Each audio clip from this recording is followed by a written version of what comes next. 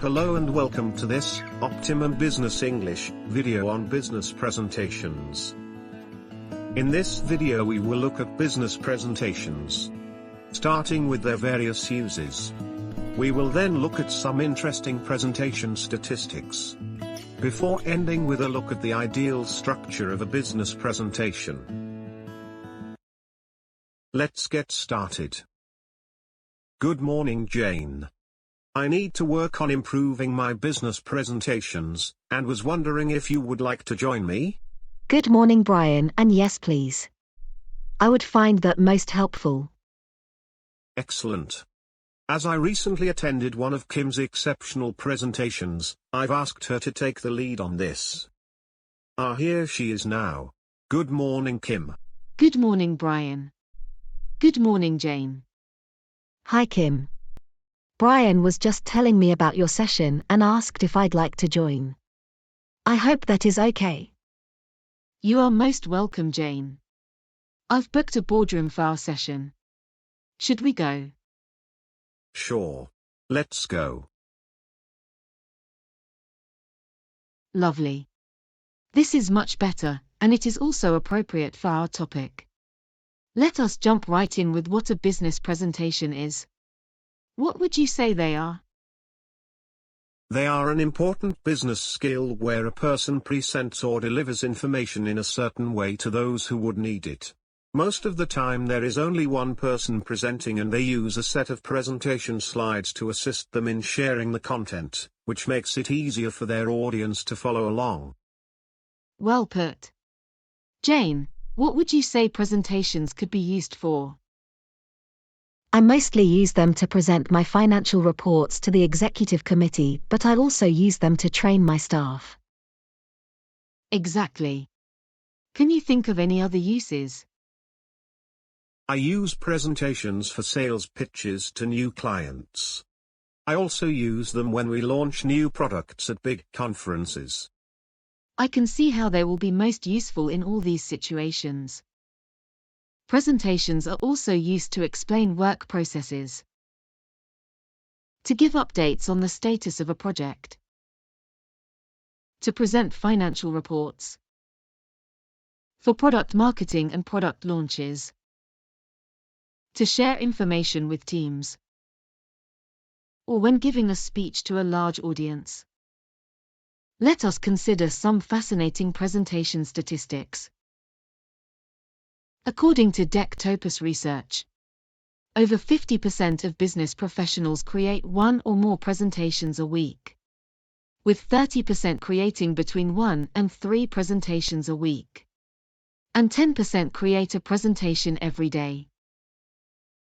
Other research into how long it takes to create a presentation with 10 slides indicates that 60% of those surveyed say it takes them at least a couple of hours to create, while 12% said that it took them about a week to create. With that much time spent on creating presentations, it is vital that they are successful, or it would cost the company a fortune without delivering any returns. That's a lot of time spent on presentations. And from that, it is logical that we need to learn to do them correctly. I always suspected it would be a lot, but that is astonishing. It really is. If you take the time each person spends on creating presentations and attending presentations given by others, and convert it into a cost, the amount of money involved is staggering.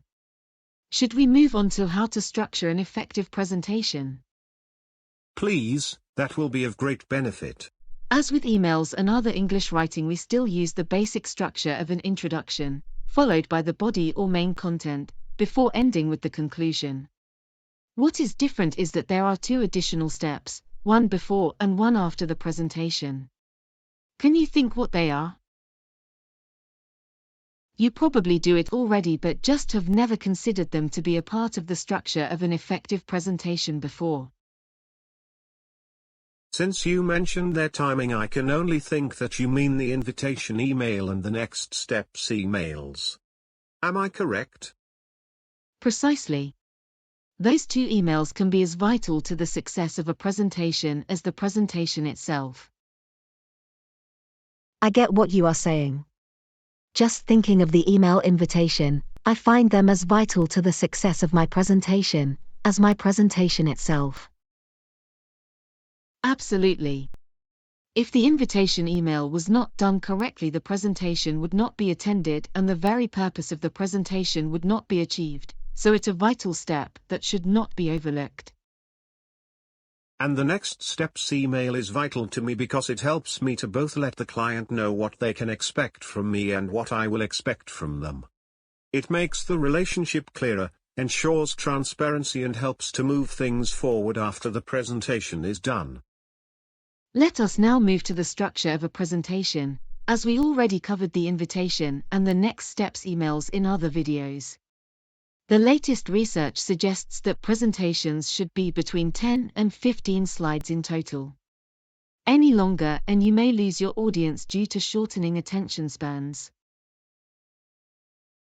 Taking that into consideration, it is recommended that your introduction be 3 slides in length for a 10-slide presentation. Or for a 15-slide presentation, it should be 5 slides in length. Then the body should be between 5 and 8 slides in length. 5 slides out of a 10-slide presentation. And 8 slides out of a 15-slide presentation. The conclusion should always be around 2 slides, no matter the length of the presentation. Please remember that every presentation will have specific needs, so these figures are simple guides to help you and are not set in stone. We know that a presentation should consist of 3 parts: the introduction, the body, and the conclusion. Can you tell me what should be in the introduction? If I'm meeting a client for the first time when giving a presentation, I use the introduction to introduce myself, my company, and the topic of my presentation. That is a very important aspect because once we know who is presenting, it helps establish credibility and trust, making us more likely to pay attention to what you have to say. For me, I also include the importance or the benefit of what it is that I am presenting, as it lets them know from the start why they should be paying attention to what I will be sharing. Very good. Anything else? And I find it a good place to let them know what will be covered in the presentation, by using an agenda. Excellent. Sharing the agenda will let your audience know what to expect, and that you have put a great deal of thought into the structure of the presentation. Here, I also include rules of conduct during the presentation, such as to please switch off their phones, to close laptops, and to hold any questions for the end, unless the topic requires them to discuss things during the presentation. Anything else, Brian? The last thing I include is the key considerations and main takeaways I want them to leave with. I find that if I include these at the start, such as letting them know that our products have excellent green credentials or that they are 30% cheaper than our competitors, they will be more likely to keep listening. It is also good to add these at the start and then to repeat them in the conclusion, as the more often they hear something, the more they are likely to remember it. Let us now look at the content section. We all know that the content section is where you give them all the information they need, or where you present your argument in support of the point you are making. Is there anything else we would need to consider here? I have found that if I just dump a whole lot of information on them about the product, that I lose them. Instead, I give them just 3 main features or points so that I can flesh them out properly. Excellent point that. This section is not an information dump, but rather a carefully organized collection of information that would ensure that they do as we require. And I find that a graphic showing the financial results works a lot better than me reading a sheet of results. It is faster to make sense of, it is visual, and more interesting. Other things to consider regarding the body of a presentation are: use keywords rather than sentences.